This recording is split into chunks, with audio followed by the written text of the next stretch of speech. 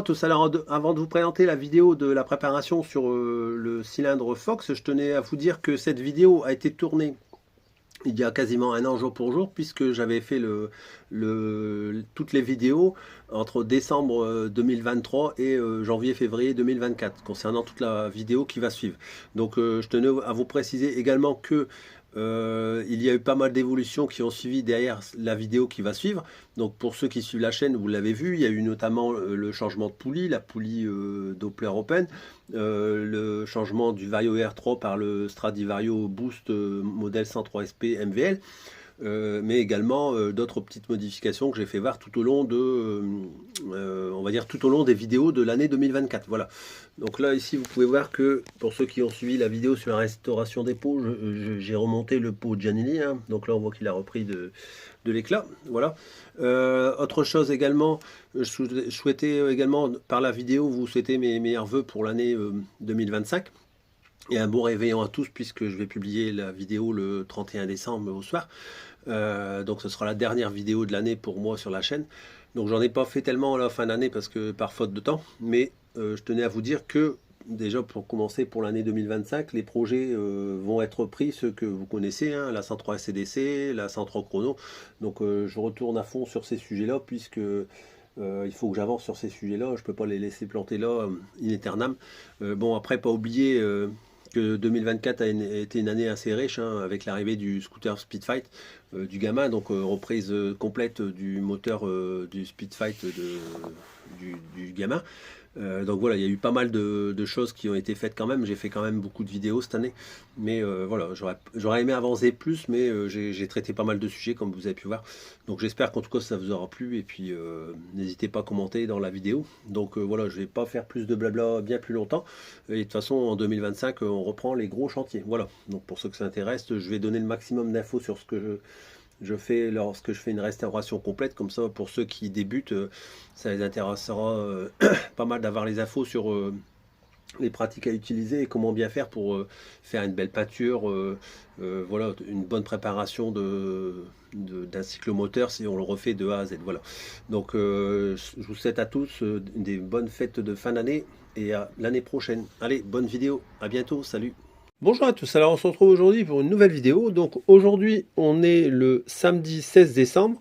Donc là c'est la suite de la précédente vidéo, hein, qui consiste à faire ressembler le plus possible le 50 Ersal Fox au 50 Bidalo. Donc quand je dis ressembler le plus possible, au niveau des transferts à l'intérieur, je ne vais pas les faire ressembler comme le Bidalo parce que c'est complètement différent.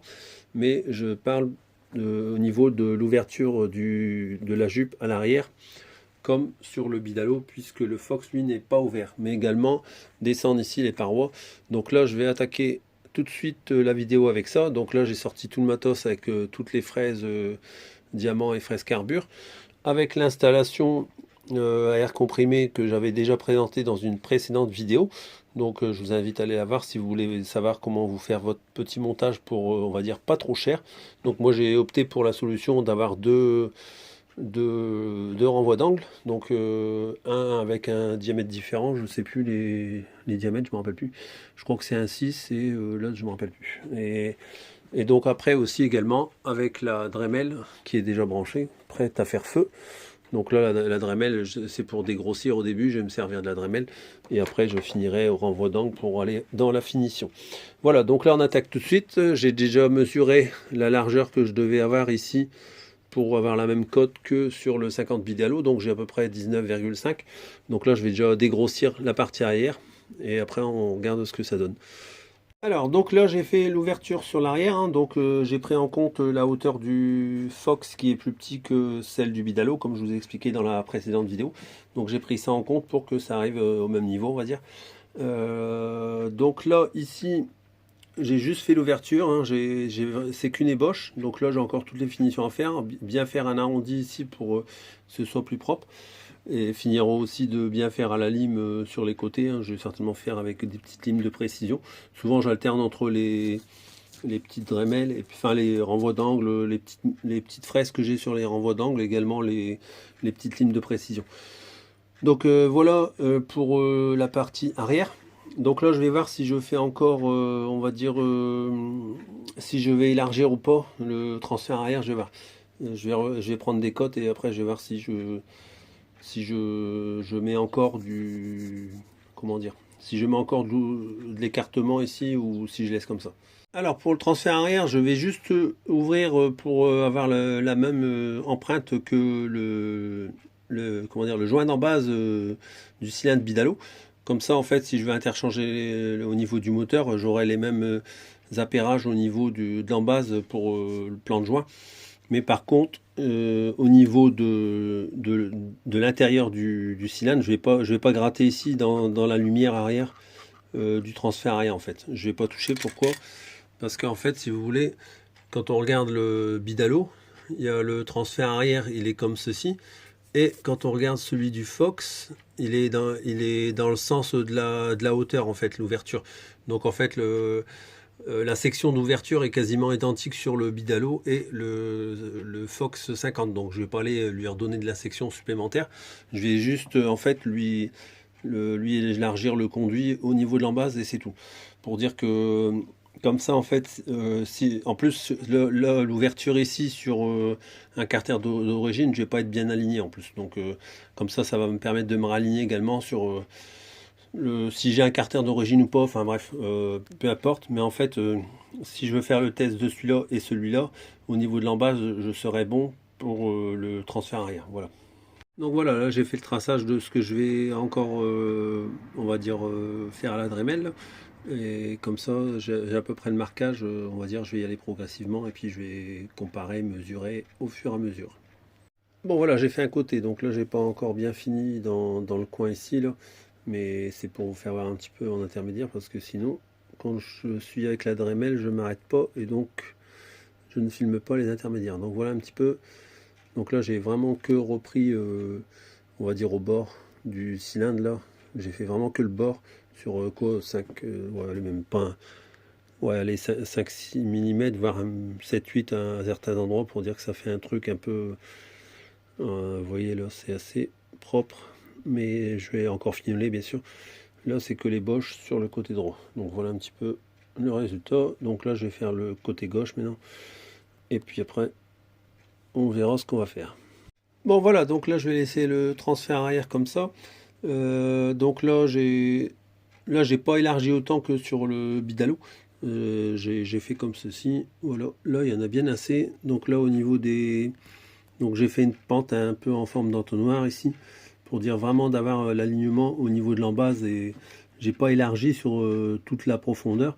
Donc j'ai fait vraiment vraiment en entonnoir comme ça, très plongeant, pour dire de vraiment récupérer que on va dire la partie en surface ici pour que le plan de joint soit identique entre le cylindre et l'écarter moteur.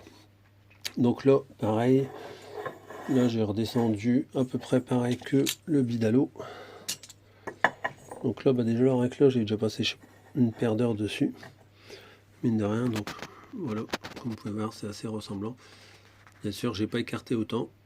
Donc là, j'ai encore des petits fignolages à faire, mais bon, ça s'approche du but. Je l'ai pas nettoyé, hein, donc là, c'est pour ça qu'il y a encore plein de copeaux. Et voilà un petit peu l'idée que j'en ai. Donc là j'ai arrêté pour aujourd'hui parce qu'il est déjà 19h, ça paraît pas, mais quand on fait de la Dremel, ça passe très très vite. Et puis comme je veux pas me louper, j'y vais vraiment mollo et pour dire de pas déraper parce qu'on a vite dérapé dans le cylindre. Donc je préfère faire attention. Voilà. Donc là je vais arrêter pour aujourd'hui et puis demain on va attaquer les parois latérales. Les parois latérales et après qu'est-ce que j'ai encore à faire? Ouais, ça se voit pas peut-être sur la vidéo, mais les transferts ils sont pas identiques quoi. Ils sont. Alors, on va dire que là ici, l'arête ici, elle part fort comme ça, et l'autre elle est bientôt plate ici à ce niveau-là. Enfin après dans une vidéo c'est un peu compliqué, mais je pense que même dans la vidéo on la voit. Donc ils sont pas tout à fait identiques des deux côtés, et pareil pour la partie inférieure ici. C'est pas vraiment bien droit, donc je vais bien remettre d'équerre aussi cette partie-là. Et je crois même qu'ici aussi c'est pas bien aligné. Je vais revérifier demain. mais il me semble que c'est pas bien aligné. Bon, j'ai encore un petit peu de travail à faire sur la lumière arrière, il faudra peut-être rééquilibrer pour dire que c'est égal des deux côtés. Alors aujourd'hui on est le dimanche 17 décembre, donc là je vais continuer de faire le travail sur la jupe arrière. Donc là je vais passer avec la Dremel fort fine pour bien faire dans les petits coins ici. On le voit peut-être pas à la caméra, mais en fait je vais affiner un petit peu et je vais finir juste sur ça. Et puis après je vais bien fignoler toute l'entrée là qui est pas bien symétrique là. On va bien remettre ça au propre. Donc voilà, donc là je viens de faire finir le transfert arrière là. Donc j'essaye de vous faire voir avec la lumière, mais c'est pas évident en vidéo. Donc voilà, c'est assez symétrique, hein. Après en vidéo ça peut paraître travers, mais en fait ça ne l'est pas. Donc voilà un petit peu le travail qui a été effectué sur la jupe arrière en fait. Donc voilà, j'essaie de vous faire avec la lumière, mais bon voilà, on voit quand même bien ce qui a été fait. C'est pas évident de faire voir correctement. Donc là j'ai fini avec les petites fraises diamant, si je ne m'abuse. Alors, où elle? Voilà, ici. Je sais pas si on va le voir. Voilà, les petites fraises diamant. Là, j'ai pris une fort pointue comme ça pour bien faire ici, comme ça. Donc là, ça va super bien avec ça. Mais vraiment, je vais tout doucement. Hein. Comme je dis, c'est pas une course. Je préfère pas louper mon coup parce que on a vite fait de faire une erreur quand on fait ça. Donc là, voilà un petit peu. Donc là, pour résumer ce que j'ai fait à l'arrière, donc j'ai juste fait en évasé pour dire qu'il n'y a pas une arête brute par rapport au carter moteur. Donc j'ai uniquement fait ça et après j'ai prolongé ici les ouvertures tout le long. Donc pour l'instant je vais laisser comme ça la lumière arrière. Pour la finition, je vais vous faire voir. Pour la finition ici je le ferai avec un marquage, je ferai un marquage avec le piston pour que ce soit à peu près bien droit. Donc là ça l'est déjà, hein, c'est déjà pas mal. Hein. On va dire et puis je sais pas si vous allez le voir dans la vidéo, mais j'ai bien fait en arrondi la finalité pour que ça ressemble au Bidalo. Donc là je vais repasser avec la lumière pour vous faire voir la comparaison avec le Bidalo. Pour ça avec la lumière c'est trompeur, mais à la lumière du jour, là on pourrait croire que c'est travers, mais ça ne l'est pas. Donc là voilà un peu en comparaison avec le Bidalo. Donc j'ai vraiment refait comme c'était avec le Bidalo, tout en sachant qu'il n'y a pas tout à fait la même architecture. Donc voilà pour le Ersal et le Bidalo. Donc j'ai refait bien l'arrondi comme sur le Bidalo qu'il y a ici. Donc là pareil c'est bien refait sur le Ersal Fox. Donc là, là on le voit bien. Je vais poser délicatement le Bidalo. Donc là on voit bien que j'ai fait vraiment que la pente pour dire que ça soit appairé au carter moteur. Et c'est tout. Voilà, j'ai pas entaillé droit jusqu'au bout. Et voilà. Donc là je laisse comme ça, c'est nickel comme ça. Donc là maintenant je vais passer sur les jupes latérales pour les rabaisser, les redescendre à peu près à la même hauteur que le Bidalo. Alors là je vous fais voir la pente comment elle est sans avoir touché. Donc en fait ça fait un rebord, je sais pas si vous allez bien voir dans la vidéo, mais à partir de mon ongle là en fait ça fait une bosse, ça fait une grosse bosse. Donc là en fait comme il y a une grosse épaisseur, ça paraît pas, mais il y a au moins combien? Ouais, il y a au moins 5-6 mm à descendre d'épaisseur. Donc là j'ai commencé à gratter. Donc là le côté que j'ai attaqué. Donc j'ai commencé à gratter mais un peu droit comme ça pour dire on va dire d'amincir la pente. Donc là je sais pas si on verra bien dans la vidéo. Pour bien amincir la pente là, je l'ai fait sur à peu près 5 mm et puis après comme ça je vais le reprendre à contresens pour descendre dans la paroi du cylindre. Donc de ce côté là ça va mieux en fait pour vous faire voir. Donc vous voyez j'ai vraiment descendu la bosse, je l'ai taillé de façon à peu près droite et comme ça en fait ça va aller beaucoup mieux pour reprendre de l'autre sens. Bon voilà, donc j'ai fini de descendre le premier côté, donc j'essaie de vous faire voir. Donc vous voyez c'est bien redescendu, j'ai quasiment la même hauteur que sur le Bidalo. Donc là c'est que les boches, hein, je précise. Donc là j'ai descendu bien le bourrelet qu'il y avait ici, en même temps que j'étais en train de faire de la Dremel. Parce que là on le voit bien là. Voilà. Là comme ça, j'arrive bien à vous faire voir. Vous voyez, ça fait vraiment un gros bourrelet en fait. C'est carrément un bourrelet quoi. Et donc en fait j'ai adouci le bourrelet entre guillemets. Mais pour l'instant c'est que les boches, donc j'ai changé de fraise, je vais passer avec les fraises à diamant pour faire vraiment un truc bien propre. Et donc là, je vais refaire bien la courbure, comme il y a ici, là, sur le bidalo. Je vais faire exactement la même chose ici, sur la paroi du 50 Fox. Ouais, alors là, je prends des... Ah, j'ai pas réussi à faire le focus ici. Des fraises carbure, donc là, je finis avec celle qui est un peu plus fine, hein. De toute façon, j'ai un peu toute la gamme des fraises carbure et les fraises diamant également. Donc là, ici plutôt. Voilà. Donc j'ai tout l'attirail, on va dire, pour faire du plus épais ou plus fin. Et après, j'ai aussi des fraises en ce qu'on appelle double coupe. Non, c'est pas celle-là. Non, celle-là, c'est les simples. Et celle-là, c'est les double coupes. Alors celle-là, je peux vous dire qu'elles arrachent. Donc celle-là, je m'en suis servi pour dégommer la paroi intérieure au début, en fait. Donc j'ai pris les doubles coupes et après, parce que là, en fait, on va dire, on risque rien en retirant le bourrelet. Pour retirer le bourrelet, j'ai fait avec les doubles coupes. Et après, j'ai rebasculé avec les carbures simples coupes. Voilà, celle-là. Donc là, moi j'avais pris ça sur AliExpress, je crois, on est mort, il y a déjà au moins 3 ans de ça. Et ça va franchement bien, on a toute la gamme. Donc c'est vraiment idéal pour faire les cylindres, on va dire tout ce qui est parti en base, tout ça, pour reprendre les transferts. Et après, bah, à l'intérieur, après je bascule avec le kit renvoi d'angle. Alors je vous remettrai le lien dans la description parce que j'avais fait une vidéo complète sur qu'est-ce qu'il fallait acheter pour se faire le petit kit qui va sur le compresseur. Donc je vous mettrai le lien dans la description. Pour ceux que ça intéresse, j'avais expliqué le montage complet des deux renvois d'angle. Vous n'êtes pas obligé de faire avec deux renvois d'angle. J'avais même expliqué pour un seul renvoi d'angle comment on pouvait faire et ça marche très très bien. Franchement, j'avais déjà fait le poligny avec ça et c'est nickel. Entre la Dremel et puis le renvoi d'angle, c'est nickel. Donc là, bah, je vais arrêter le blabla hein, et puis je vais basculer sur les fraises diamant et je vais bien faire la courbe ici et je vous fais voir ce que ça donne après. Donc là voilà, je viens de passer avec la fraise diamant, donc j'ai pris une fraise diamant comme ceci, assez pointue. Comme ça permet d'aller bien dans les coins, et puis en même temps j'ai profité pour mettre un petit coup dans les transferts, mais pour retirer toutes les traces de fonderie. Donc parce que vous voyez là ici c'est tout granuleux, donc j'ai vraiment retiré toute la partie qui est un petit peu en surface, là comme ça, tout ce qui reste de la fonderie. Donc là, voilà un peu dans le transfert, j'ai pas fini, hein, parce que là il faut que je prenne d'autres fraises et je vais pas faire ça maintenant. Je ferai tout le fignolage vraiment à la fin, quoi. Donc là, mais ça permet déjà, enfin on voit vraiment qu'ils sont vraiment énormes les transferts du Fox, c'est hallucinant.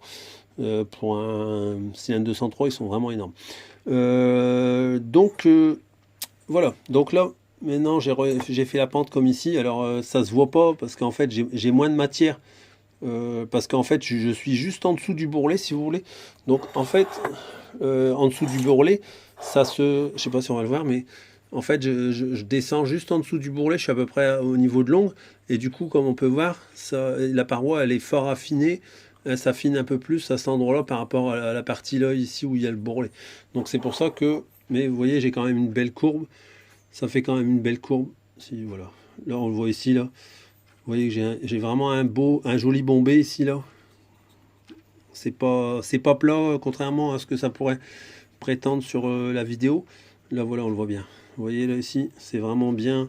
Ça fait une belle courbe. Et si je regarde le bidalo, on n'est pas beaucoup. On est presque pareil, hein. Franchement, au niveau de la courbe, vous voyez, c'est assez bien galbé pour le bidalo. Et le Fox, il est même un petit peu plus galbé.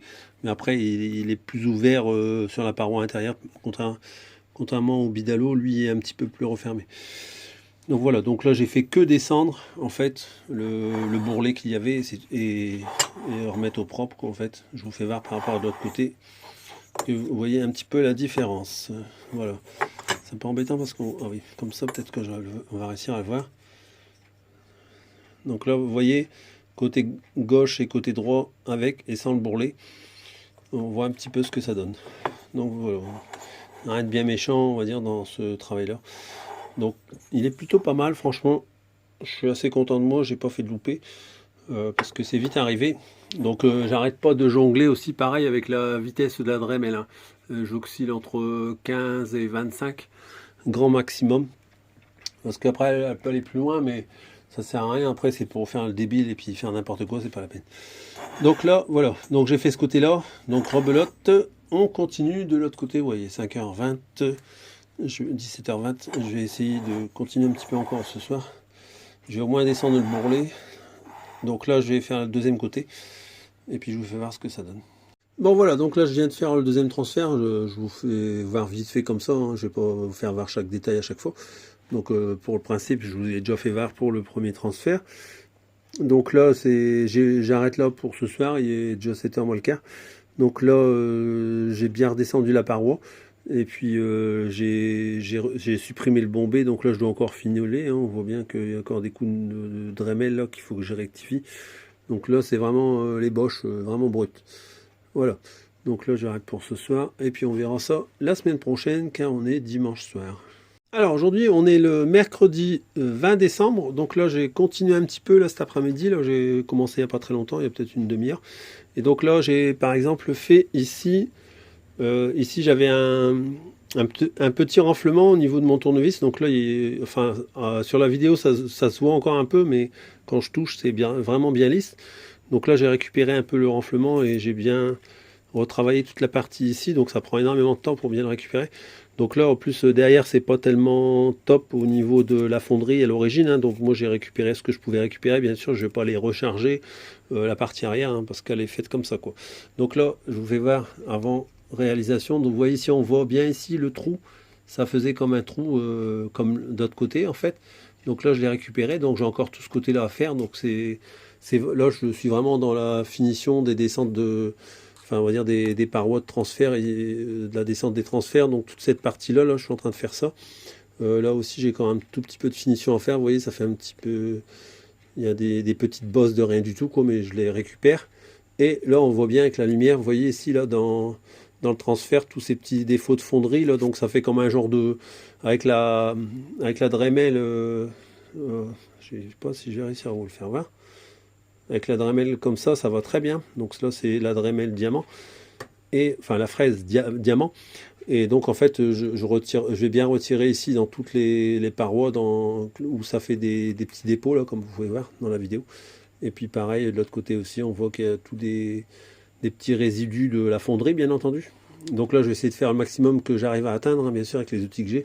Donc avec la Dremel je vais essayer d'aller le plus loin possible. Donc j'ai plusieurs Dremel qui vont me permettre d'y arriver. Et puis là je vais bien finir, vous voyez encore une petite légère cote ici là, donc je vais bien l'adoucir, et pour que ça fasse bien comme là ici vous voyez là c'est bien lisse, tout est bien lisse avec la diamant, ça va super bien. Donc voilà un petit peu, donc on garde une certaine rugosité sur les parois, c'est ce qu'il faut pour les transferts. Donc là le transfert arrière lui c'est bon, il est fini. Et après là je vais rattaquer un peu cette partie là. Vous voyez ici là on voit il y a encore tous les défauts de fonderie dedans, là je vais épurer au maximum ce que je peux épurer. Et puis après pour les transferts ce sera pas trop mal. Et après je vais bien attaquer tous les bavurages côté intérieur, parce que plus ou moins ça a tendance à faire un petit surplus on va dire, et donc il faut bien casser les arêtes ici au niveau du nicasile, et pour dire qu'il n'y a pas d'accroche avec le piston. Voilà, donc là je m'occupe de cette partie là, et après on verra bien ce que ça donne pour cette opération. Donc voilà, donc là j'ai fait tout ce que je pouvais faire avec la petite fraise Forfine. Donc là je vais arrêter pour aujourd'hui, il est 19h, donc je vais rentrer chez moi. Et puis là où vous voyez que ça fait un peu gris mat on va dire, donc ça c'est toutes les zones où je dois encore essayer d'atteindre les parois on va dire, pour passer un petit coup de Dremel également. Donc là je changerai de fraise demain, et je mettrai une fraise un peu plus arrondie on va dire, pour avoir la partie galbée, parce que avec la fine en pointe forcément je peux pas aller tout partout. Donc là j'ai fait tout ce que je pouvais déjà faire avec celle-là, pour éviter de toujours changer de fraise. Donc j'ai fait les deux conduits. Et puis qu'est-ce que j'allais aussi vous montrer, donc là voilà j'ai fini bien les parois. Donc, donc là ici les parois sur les côtés je l'ai bien fait, là aussi j'ai bien fini, pareil de l'autre côté, je vous fais voir en même temps. Hop, voilà, donc elles sont assez symétriques quand même. Donc je suis assez content de moi, parce que franchement j'ai passé du temps là pour avoir ce résultat là. Donc, à savoir que je filme vraiment en très haute définition, donc en 4K. Et donc, du coup, on va dire, vous, quand vous allez regarder la vidéo, vous allez avoir l'impression qu'il y a plein de défauts, mais en fait, c'est parce que c'est très très fin, en fait, la qualité de l'image. Donc, du coup, bah, forcément, la moindre petite griffe, ça multiplie en apparence, en fait. Voilà. Mais sinon, il est très très propre à l'œil nu.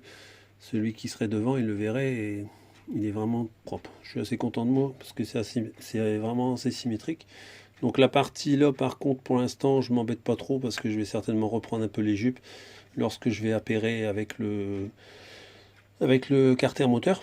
Donc là, j'ai pas encore le carter moteur qui va dessus à l'instant T, mais normalement demain je devrais l'avoir. Donc peut-être que demain je ferai avec le carter moteur pour faire l'appairage. Je verrai bien.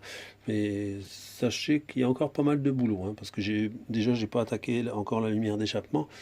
J'ai encore pas mal de paramètres qui risqueraient de changer et peut-être le piston. Donc voilà. Donc là, j'arrête là pour ce soir et je continue demain. Alors aujourd'hui on est le jeudi 21 décembre, donc là je viens de finir de faire dans les parois, donc avec toujours une fraise diamant, hein. Donc j'ai pris une fraise qui était avec l'embout un peu plus arrondi, comme ça m'a permis d'aller bien dans le galbé. Je sais pas si je vais réussir à vous faire un zoom dessus. Voilà, j'ai fini avec celle-là et celle-là ça m'a permis de bien aller dans l'intérieur des parois.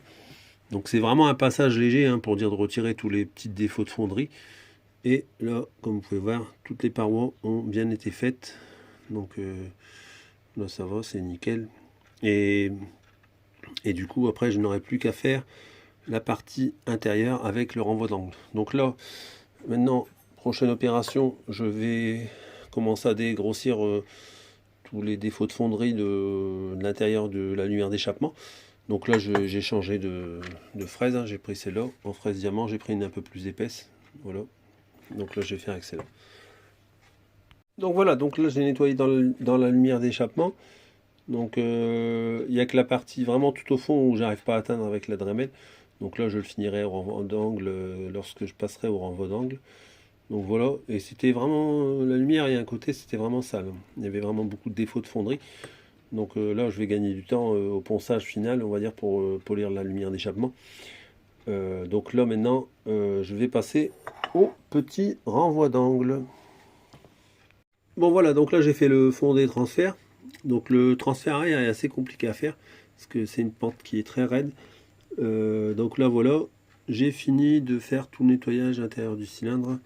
Donc pareil pour la lumière d'échappement. J'ai fait aussi dans la lumière d'échappement. Voilà. Donc là c'est tout propre. Voilà. Donc là pareil, j'ai fait les transferts dans l'autre sens. Là aussi. Voilà, donc là il est au propre. Donc quand je dis au propre, je veux dire tout ce qui est nettoyage paroi intérieure. Donc là maintenant je vais faire, je vais rechanger de fraise, je vais passer à la carbure et puis je vais bien ébavurer tous les contours où j'ai fait des découpes, on va dire, au niveau des transferts, au niveau des nicasils, pour bien casser les angles. Donc là voilà, je viens de faire les bavurages des bas de jupe de cylindre. Donc tout le pourtour, j'ai bien fait un petit angle léger. Et puis j'ai bien fait à la fraise. Et après ensuite j'ai fini avec le papier à poncer. Pour que ce soit vraiment bien lisse. Pareil pour le transfert arrière ici. Donc on voit que c'est nickel. J'essaie de bien zoomer. Voilà. Donc là c'est pareil, c'est nickel. C'est lisse, c'est bien lisse. Il n'y a pas du tout d'accroche, on le sent. Enfin avec le temps que j'ai passé pour le faire. Là j'ai vraiment fait de façon que ce soit très, très propre. Donc j'ai passé un petit coup léger aussi aux arêtes des lumières, des lumières de transfert à l'intérieur. Donc j'ai fait ici également aussi la lumière d'échappement temporairement parce qu'après je vais certainement la retravailler. Voilà, donc là on a un cylindre qui est bien propre. Voilà, donc là j'ai fini pour le cylindre pour l'instant. Je pensais continuer sur le cylindre aujourd'hui, mais j'attends encore des pièces qui doivent arriver. Donc de ce fait là, je vais attaquer le bidalo en attendant que les pièces ils arrivent. Normalement je devrais les recevoir demain. Donc là on va passer sur le bidalo. Bon voilà, donc là le cylindre bidalo, lui j'ai juste passé un coup vite fait à l'intérieur pour tout nettoyer. Donc comme ça les traces de fonderie sont retirées. La lumière d'échappement c'est pareil. La lumière d'échappement, elle, on va peut-être le voir, j'ai essayé de vous le faire voir. Elle est encore bien granuleuse au niveau de la sortie. Là. Ça fait comme des petits cratères de fonderie. Donc bon, ça je verrai un peu plus tard. Puisque je ne sais pas si je vais encore relever la lumière d'échappement. Donc on verra ça au moment voulu. Voilà, donc sinon, maintenant c'est tout mis au propre. Voilà, un petit coup léger. Franchement, j'ai mis un coup vraiment pour retirer pour gratter en surface, qu'on va dire. Et puis c'est tout. C'est tout ce que j'ai fait. Bon là il est 19h, je vais arrêter là pour aujourd'hui. Donc là, je sais pas ce que je vais faire demain. Car là j'ai fait aussi le piston, j'ai bavuré le piston du 50 R5, j'ai fait ça également. Bon, je peux vous le faire voir vite fait si je mets la main dessus. Il est là. Donc j'ai également fait ça. J'ai passé un petit coup de papier à poncer, bien faire toutes les arêtes. Là j'ai fait toutes les arêtes du piston R-Sal. Donc ça c'est fait aussi également, j'avais oublié de le dire. Donc là, je verrai bien demain ce que je fais parce que je sais pas si je vais recevoir le reste de mes pièces. J'attends une commande là, mais ça traîne. J'ai l'impression qu'avec les fêtes de Noël, ils sont débordés et du coup, les commandes sont retardées car d'habitude j'aurais déjà eu le colis. Enfin bref, on verra bien. Alors aujourd'hui, on est le dimanche 24 décembre. Donc là, j'ai superposé le joint d'en bas que j'avais déjà entaillé dans la précédente vidéo. Donc là, maintenant, je vais mettre le joint d'en base sur le carter moteur pour venir y faire les repères pour faire les entailles dans les carters moteurs. Donc là voilà, je l'ai superposé sur le carter moteur, donc on voit qu'il y a pas mal de découpes à faire. Par contre pour le transfert arrière, là c'est le joint d'en base que je vais découper, et comme ça je vais venir le reporter sur l'embase du cylindre pour voir si je suis bien au niveau de la largeur. Normalement oui, mais comme j'avais pas encore reçu les carters, forcément. Donc là je vais déjà faire les entailles ici, et ensuite je vais reporter la largeur qu'il y a ici sur les carters moteurs sur l'embase du cylindre pour voir si je suis synchro. Donc voilà, j'ai fait le marquage autour des transferts, et après à l'arrière j'ai fait deux petits points de repère au crayon de bois, là ici dans le coin, pour savoir où je vais devoir découper.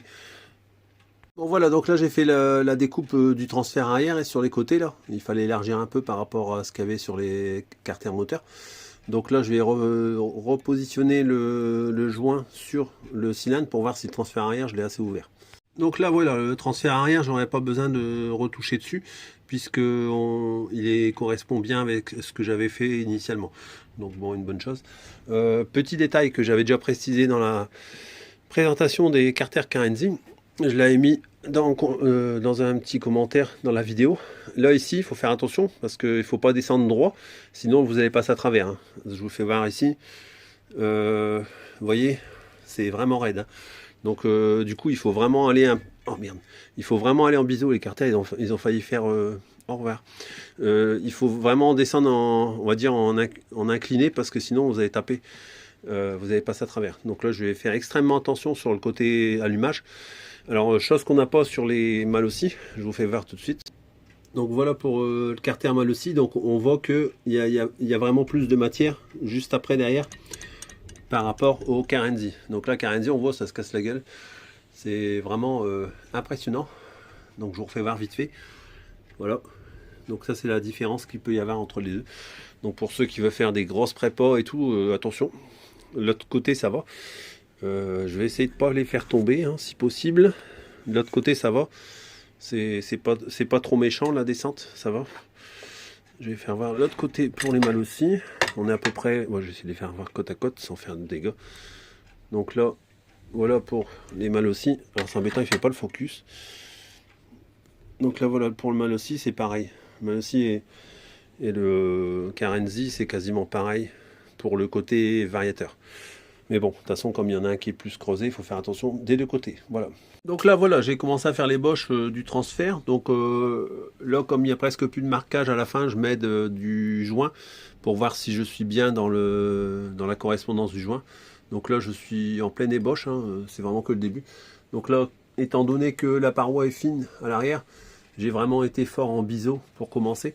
Donc pour dire de faire vraiment la forme du transfert. Et là maintenant je vais essayer de fignoler bien le contour. Et après bah, je vais attaquer plus en profondeur. Bon bah voilà, donc là je viens de finir de faire l'ouverture côté droit. Donc là bah, c'est plutôt pas mal. Donc là c'est que l'ébauche, hein. J'ai fait que avec la fraise carbure. Je vais finir avec la fraise diamant. Donc là voilà un petit peu ce que j'ai fait. Je vous fais voir. Donc voilà, hein, juste faire l'ouverture. Après, comme ils sont assez bien faits quand même, les carters, j'ai essayé de bien vous faire voir. Hop. Voilà. Donc là, bah, j'ai suivi, j'ai récupéré la pente, on va dire, qu'il y avait ici, là. Et vous voyez, enfin, après en vidéo, c'est pas tellement parlant, mais là, je dois encore un petit peu, je dois encore légèrement taper là ici, au niveau de l'arête, là. Et puis après, je vais faire bien rejoindre dans le conduit, là. Et je vais bien faire en arrondi comme ça, pour que ça vienne bien épouser la forme et qu'on ait l'impression que c'est d'origine. Voilà. Donc là, ouais, c'est plutôt pas mal. Donc j'ai quand même bien gratté. Je vous fais vers la pente. On va dire ça va, ça passe. Donc j'ai été au fur et à mesure. De temps en temps, je vérifiais en dessous. Quand on met ses doigts comme ça, on sent s'il y a encore de la paroi. Mais non, ça va en fait. J'avais un peu peur pour rien, mais bon, voilà. Après, j'ai pas fait. Je l'ai fait proprement, quoi, on va dire. Donc voilà. Vous voyez un petit peu comment je suis descendu. Donc là, j'ai vraiment. Là, je vais encore faire un petit peu. Là, je vois que même dans la vidéo, il faut encore que je tape un peu dedans. Et puis voilà. Donc là, bah, je vais tout finir le reste avec la fraise diamant pour faire le plus propre possible. Et puis je vous fais voir ce que ça donne. Bon voilà, donc là, je viens de finir avec la fraise diamant. Donc là, c'est plutôt propre. Ça va. Je suis assez content de moi. Donc là, j'ai bien fait le passage ici. Là ici, j'ai bien fait le passage. Donc s'il veut bien mettre le focus. Donc voilà un petit peu au niveau de la descente. Donc là, alors si j'arrive bien, voilà. Donc voilà ce que ça donne. Donc là, c'est plutôt pas mal. Voilà.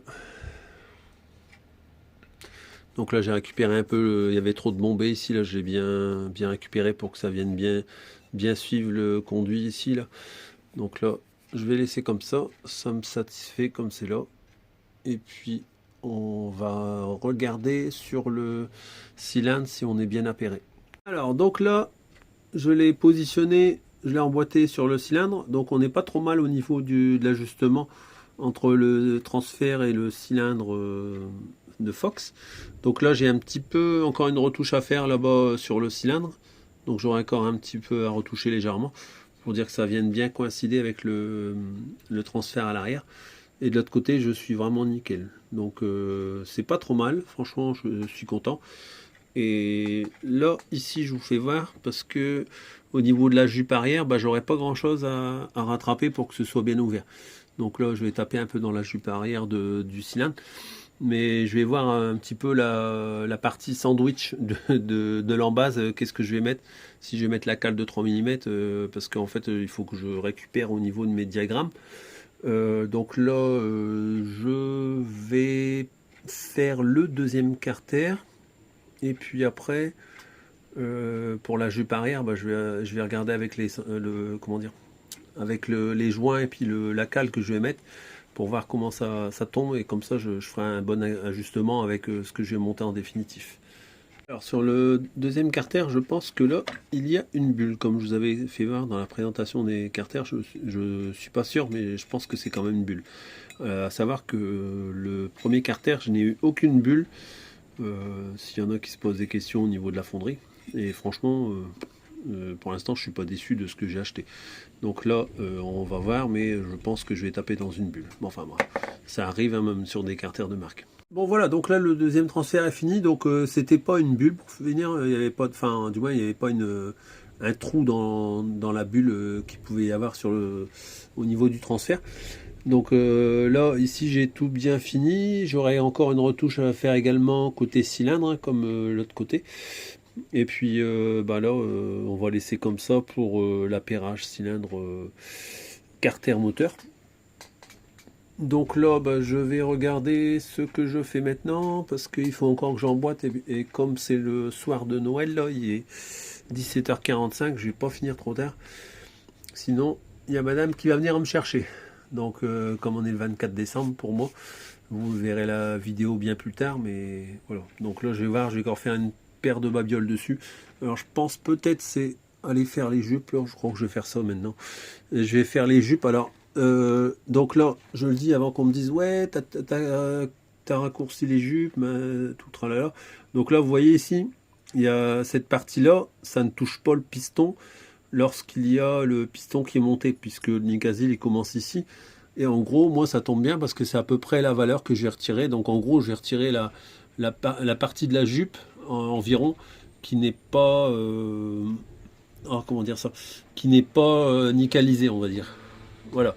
Donc là, vous voyez un petit peu ce que ça donne. On va laisser l'ouverture de l'admission se faire correctement. Voilà. Comme quoi, je connais bien ma femme. À 17h45, je vous dis que je vais bientôt arrêter. Et 2 minutes après, elle vient dans le garage pour dire, tu viens, c'est Noël. Bon, ok, d'accord. Donc j'ai juste eu le temps de faire un petit trait ici.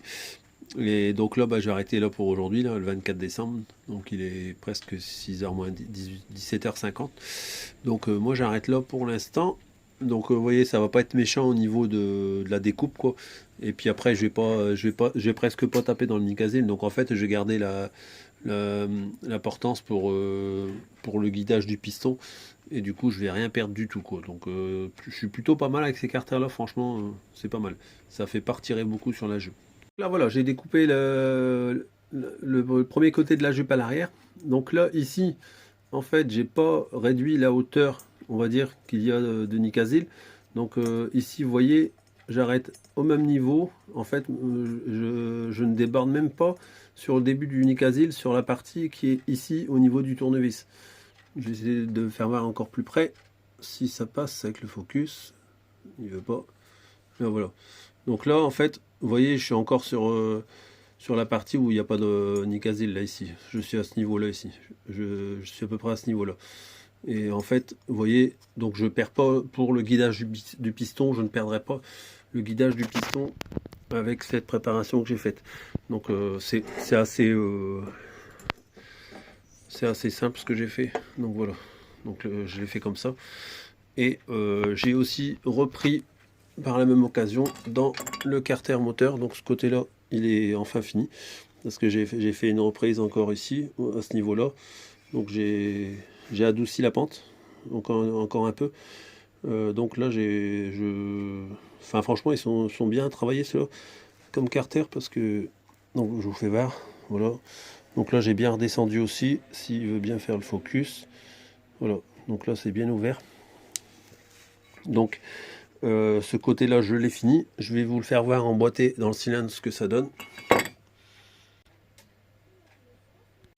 Donc voilà, avec le cylindre empilé sur le carter, avec la reprise de la jupe arrière. Donc là, j'ai bien rouvert aussi au niveau du transfert. Donc là, c'est nickel. J'aurai encore la partie sur le cylindre à reprendre, il ne faudra pas que j'oublie. Donc là, ce côté-là, c'est fini.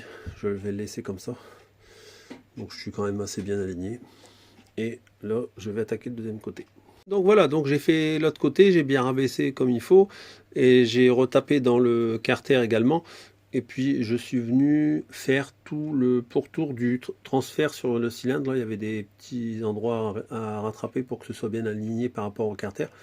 Car sur ce côté-là, c'est le cylindre que je devais aligner au carter, puisque je n'ai pas touché sur la paroi du carter de ce côté-là. Donc j'ai dû réaligner le cylindre de ce côté-là.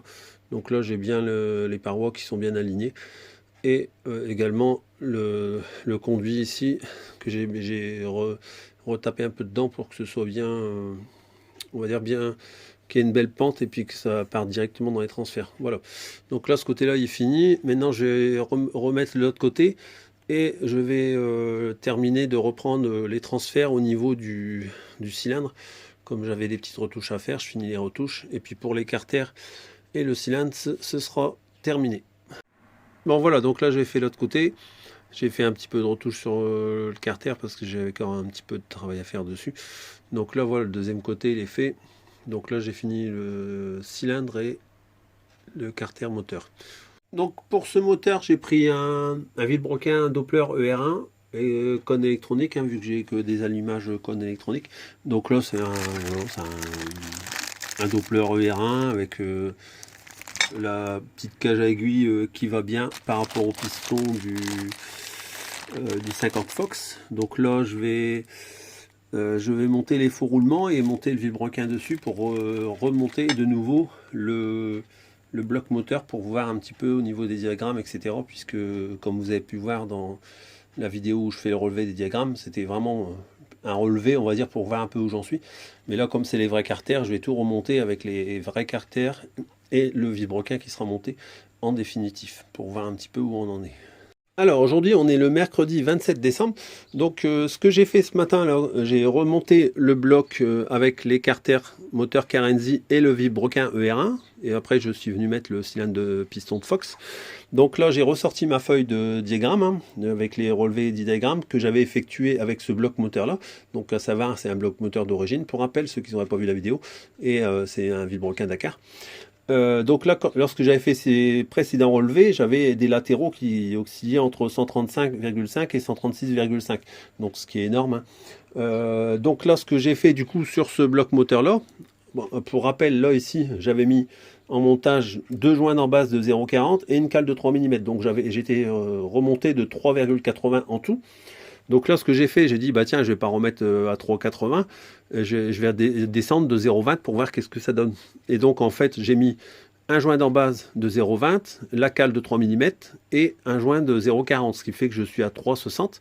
Et en ayant baissé de, on va dire, de 0,20 mm, et ben en fait, je me retrouve avec exactement les mêmes relevés que précédemment effectué avec ce bloc moteur.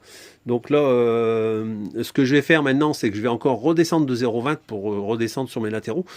Donc là, je vais descendre de 3,60 à 3,40. Donc le joint de 0,40 comme celui-là, qui est encore monté sur le carter moteur, je vais le remplacer par un 0,20, ce qui va me faire descendre de 0,20. Oui, petit détail, en fait, j'ai oublié de vous dire, j'ai tout ébavuré les petits bouts d'alu qui dépassaient sur la totalité des carters moteurs. Et je l'ai fait également au niveau du pourtour d'en base parce qu'il y avait des petites bavures. Comme ça, j'ai dit au moins, et après je l'ai mis sur le marbre et j'ai surfacé le plan de joint d'en base du carter moteur Carenzi.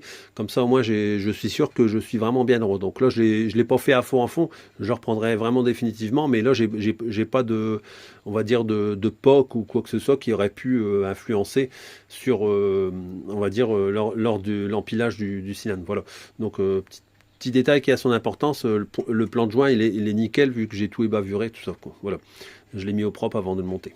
Voilà, j'ai fait le montage, je vous ai passé l'étape des diagrammes encore une fois parce que je vais pas faire ça dans toute la vidéo.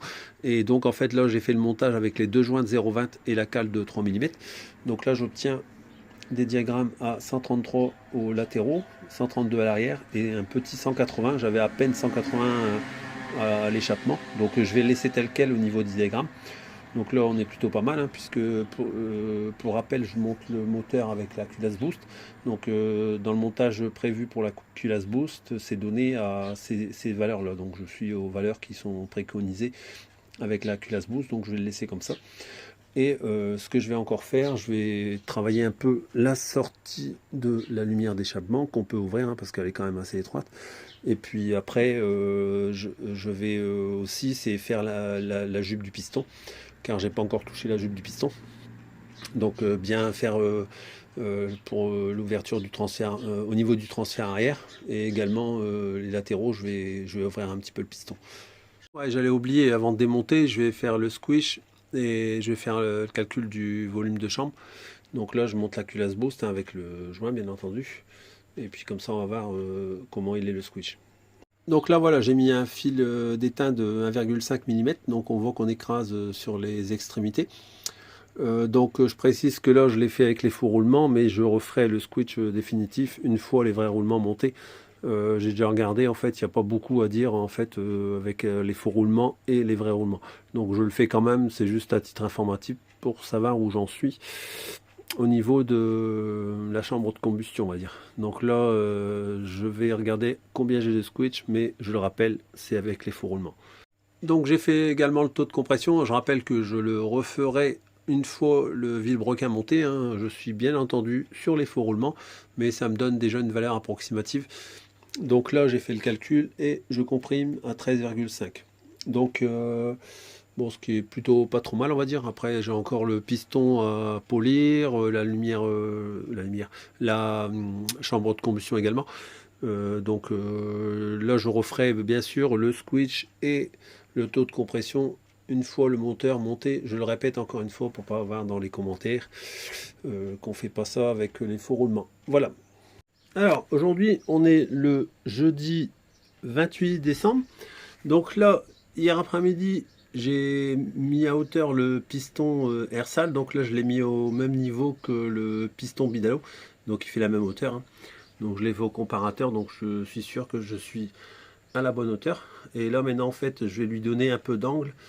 Donner un peu d'angle. Je vais lui retirer un petit peu d'angle parce que là, il est encore trop pointu.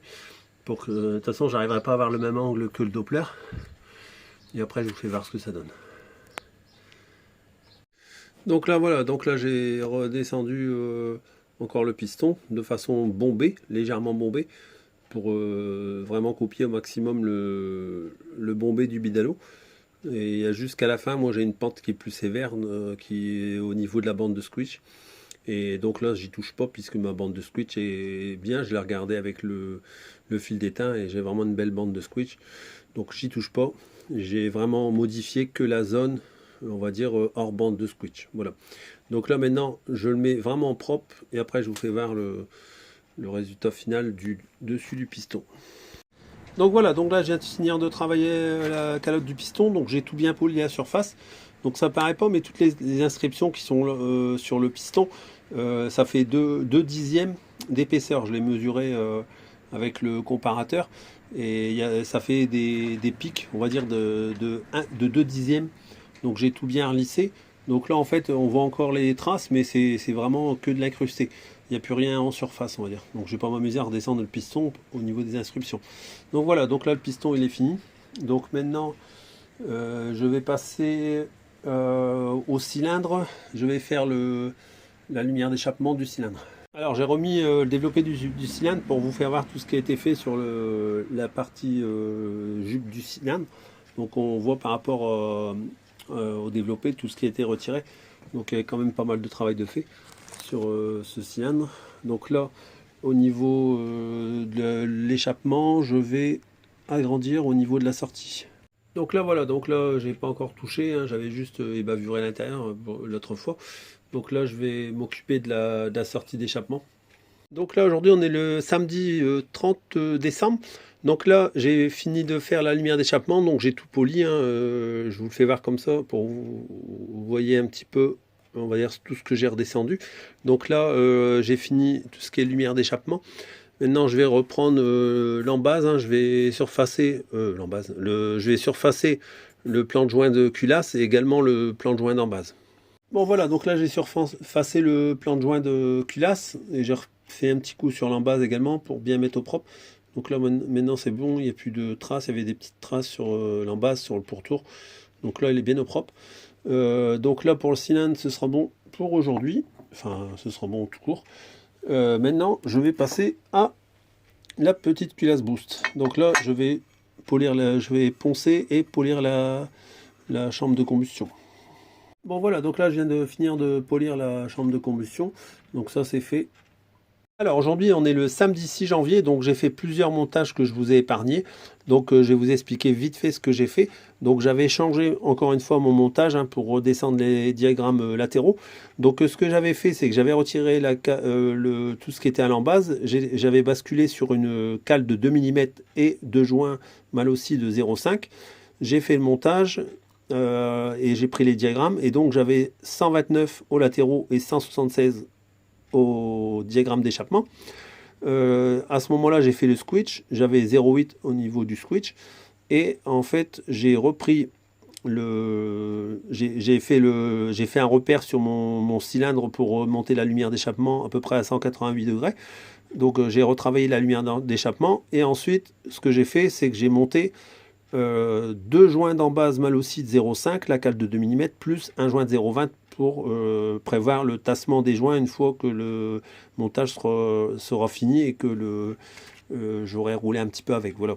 Donc en fait là, avec le montage final, je me retrouve donc, en ayant retravaillé la lumière d'échappement, avec des latéraux à 131 et une lumière d'échappement à 189. Donc ensuite, avec ce montage-là, j'ai fait mon taux de compression et je comprime à 13,19. Ne pas oublier que j'avais repris également le piston, ce qui m'a fait baisser mon taux de compression, malgré que je suis un peu plus bas que le précédent montage, un peu plus loin, juste avant dans la vidéo pour vous, on va dire. Enfin, moi j'ai fait plusieurs tests, hein, bien sûr. Donc voilà. Donc là, je vais rester comme ça. Donc pour finir, je serai à 13,19 de taux de compression. Le switch, je devrais être entre 0,9, voire un petit peu plus, vu que j'ai remonté de 0,20 avec le joint en plus, par rapport au montage là ici, où j'étais à 3. Donc là, je monte à 3,20. Donc là, forcément, le switch va rehausser un petit peu. Ça va osciller à 0,9. Voilà. Donc je suis bien en switch, je suis bien au niveau du diagramme d'échappement et des latéraux. Et puis bah là, en fait, je vais tout redémonter. Tout bien nettoyé. Donc là, je laisse pisser l'huile qu'il y avait dans la chambre de combustion. Et puis maintenant, ce que je vais faire, c'est que je vais tout ébavurer, tout fignoler. Et bah là, comme il est déjà 5h30, je vais finir ça ce soir et après je vais arrêter là. Et demain, je bascule sur l'assemblage des roulements sur le vilebrequin et le montage des carters moteurs. Voilà. Alors aujourd'hui on est le dimanche 7 janvier, donc hier soir j'ai commencé à travailler pour résoudre le problème de l'épaulement ici qu'il y a en sortie du cylindre. Donc pour rappel, hein, c'est un cylindre de Fox, donc il n'y a pas de vis. C'est pour ça que ça a fini comme ceci. Donc là moi j'ai trouvé une rondelle qui rentre juste bien dedans. Donc l'épaisseur, c'est la bonne épaisseur, elle n'est pas rentrée à fond, hein, bien sûr. Voilà, donc là j'ai fait ça. Et après je l'ai rectifié, donc là après rectification, voilà, elle est ajustée au diamètre de sortie du cylindre. Et donc comme ça j'ai la bonne épaisseur. Vous voyez ici j'arrive à fleur on va dire de la bride d'échappement. Voilà, donc là comme ça j'ai récupéré pour ce problème là.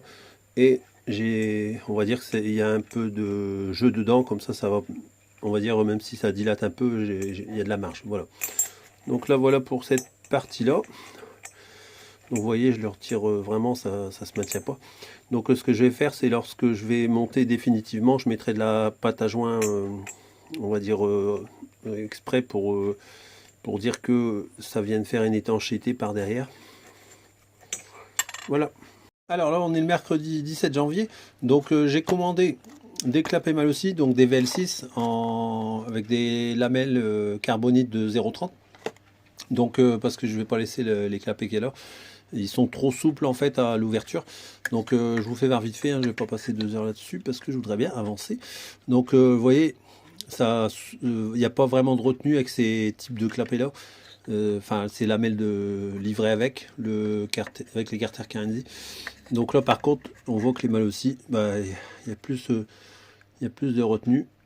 Alors j'y arrive, une main c'est pas pratique. On voit tout de suite que c'est déjà plus compliqué pour les ouvrir. Donc comparé vous voyez enfin après c'est difficile à faire voir en vidéo, mais c'est vraiment trop souple les lamelles livrées avec. Donc moi j'ai pris ça chez Mer35, j'ai payé 24 €. Donc je vais monter cela. Il passe nickel dans les carters. Je vous le fais voir au passage parce qu'en fait bah voilà, j'explique tout ce que je fais sur le moteur. Donc vous voyez, hop, on vient l'emboîter dessus et c'est nickel. Mal aussi. Voilà, donc vous voyez, ça passe vraiment nickel. Donc là c'est nickel. Par contre, les inscriptions ils sont en relief. Donc moi personnellement je laisse jamais les reliefs sur ces rebords là, enfin sur le plan de joint. Donc je vais tout bien lisser. Et petit détail que je vous fais voir, malgré que c'est du Malossi, on va bien nettoyer, hein, tant qu'à faire. Et ben en fait le plan de joint il est pas droit. Vous voyez, en fait je sais pas si on va le voir, mais il n'est pas vraiment droit. Il va falloir que je rattrape aussi le plan de joint. Voilà, Comme quoi il faut toujours tout bien vérifier, même si c'est de la marque.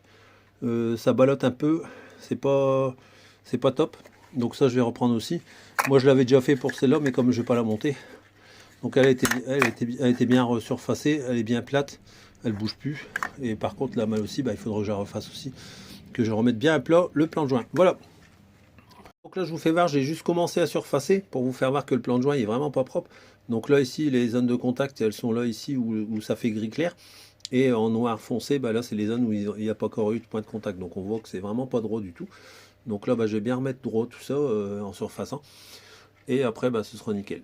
De l'autre côté je vous fais voir, donc là j'ai descendu le mal aussi. Donc pareil, hein, j'ai fait tout le pourtour. Donc on voit qu'il n'y a pas de tous les points de contact, mais je vais pas tout descendre non plus. De toute façon mes joints je les monter à la pâte à joint. Donc ça réglera le problème d'étanchéité et d'éventuelles fuites. Voilà. Donc là je finis de faire le surfaçage et puis voilà, ce sera fini pour les clapets. Bon voilà, donc là j'ai récupéré le plan de joint, il est bien lisse, il n'y a que là, il y a encore un petit peu de défaut, mais bon je peux pas aller plus loin. Donc ça restera comme ça. De toute façon la pâte à joint elle fera son effet. Et puis c'est pas un endroit on va dire stratégique entre guillemets.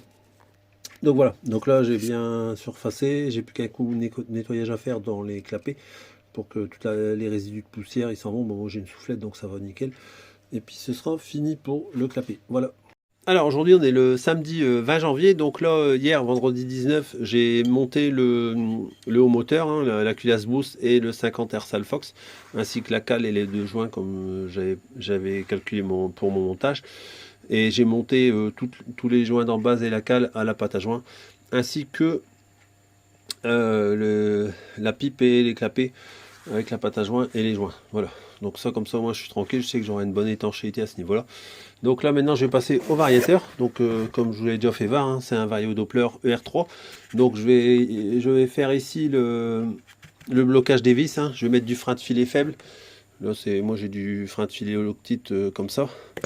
Donc je vais mettre ça, je vais démonter les vis, je vais mettre un point de frein de filet et je vais tout remonter serré, comme ça bougera plus. Voilà.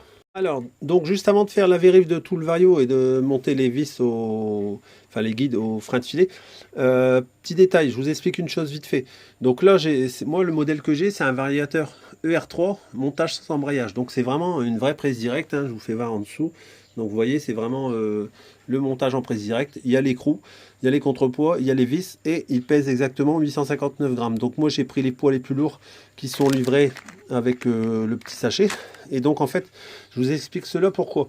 Car il y a un moment, j'avais fait sur ma 103 MVL, j'avais modifié un vario d'origine 103 et j'y avais mis des guides, j'avais fabriqué des fourchettes pour faire des guides de variateurs. Et j'avais également fait un montage en prise directe. Donc pour ceux qui n'ont pas vu la vidéo, je vous le mets ici et également dans la description. Donc tout ça pour vous dire que lorsque j'avais fait mon montage donc sans embrayage avec un vario d'origine, j'étais arrivé à un poids de 1059 grammes exactement. Donc là tout ça pour vous dire que vous voyez avec le vario Doppler UR3 comparé au vario d'origine que j'avais modifié, je gagne déjà 200 grammes. Donc c'est quand même pas mal on va dire pour une queue de vilebrequin d'SP. Je rappelle, les vilebrequins d'SP c'est vraiment pas terrible. Donc c'est un petit détail qui a quand même son importance. Après, les autres varios, je ne les collais pas, je ne les ai pas en ma possession. L'idéal, ce serait d'avoir, on va dire, toute la gamme des varios qui existent dans le commerce et de les comparer à poids égal avec les écrous, etc. Mais là, je vous donne déjà un ordre d'idée. On gagne déjà 200 grammes par rapport à un vario qui a été mis en mode prise directe sans toute la partie embrayage. Voilà.